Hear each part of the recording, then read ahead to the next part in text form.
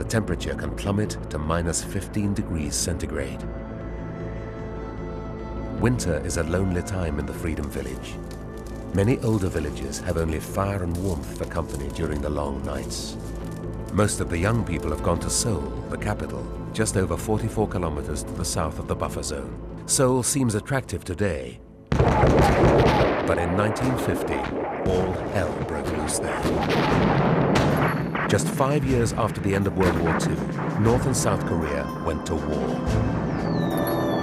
The Cold War had inflamed differences between the Communist North and the Democratic South, with each claiming to be the legitimate government of the Korean Peninsula.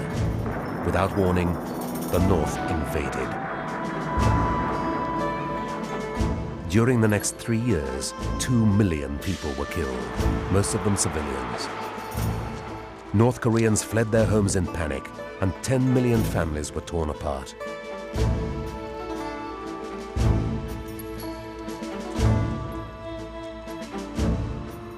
In 1953, the two governments finally met inside an old building in the original Truce village at Panmunjom. The war was not over, merely suspended under armistice. They agreed to reinforce the border around the 38th parallel. And so the DMZ was born. Soon the area bristled with military personnel, mines, and wire.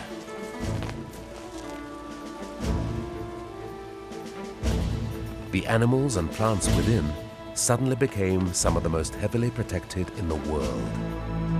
The Korean War made what was once seen as a temporary divide irrevocable, and relations between the two Koreas went into deep freeze.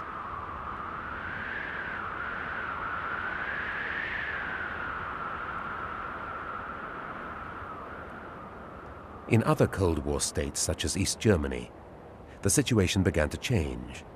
But on the Korean Peninsula, time stood still.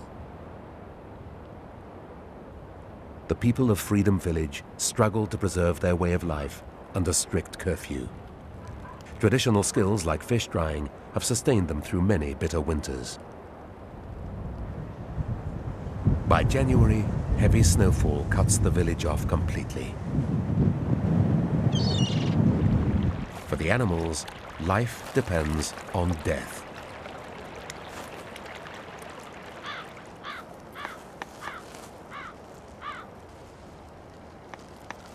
Food is scarce, and scavengers are forced to feed closely together.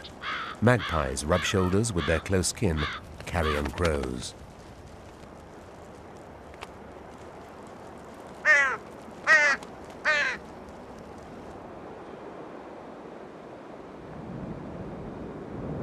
The two guards have only each other for company. But a few years ago, they discovered a most unusual way to relieve the boredom. And it was the family living further down the hillside that first gave them the idea.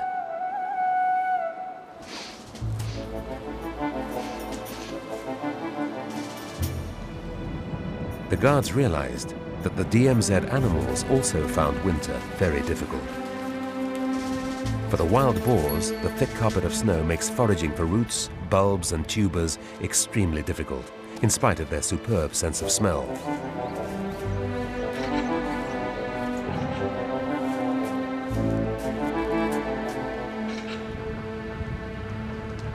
The guards wondered if they could do anything to help.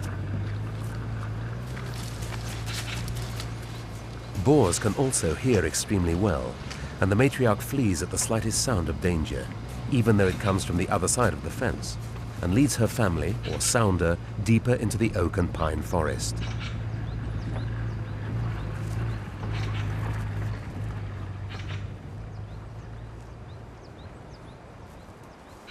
The boars travel in single file, the matriarch at the front, like foot soldiers following the path trodden flat by the feet in front.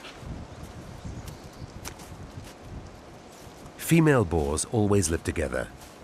Male piglets stay with the sounder until they reach maturity at around 7 months, at which point they'll leave and live alone.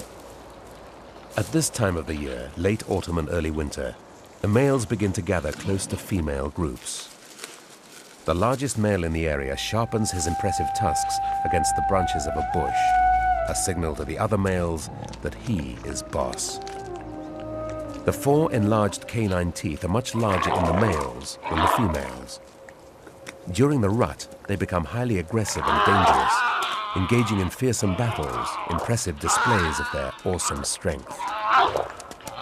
When fighting, the boars stand shoulder to shoulder, thrusting their tusks against one another's sides. They have thickened skin around their necks, so serious injuries are rare. But for the sows, it's wise to stay out of the way of these hormone-enraged monsters.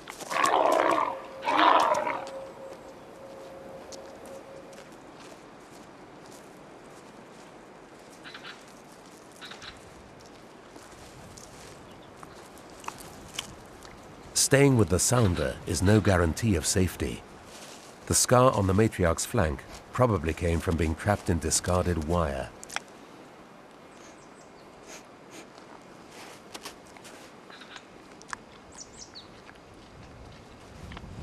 As well as burying food, the snow also causes other problems. It makes the forest slopes particularly treacherous because hidden rocks can break an animal's leg. The roe deer must tread carefully.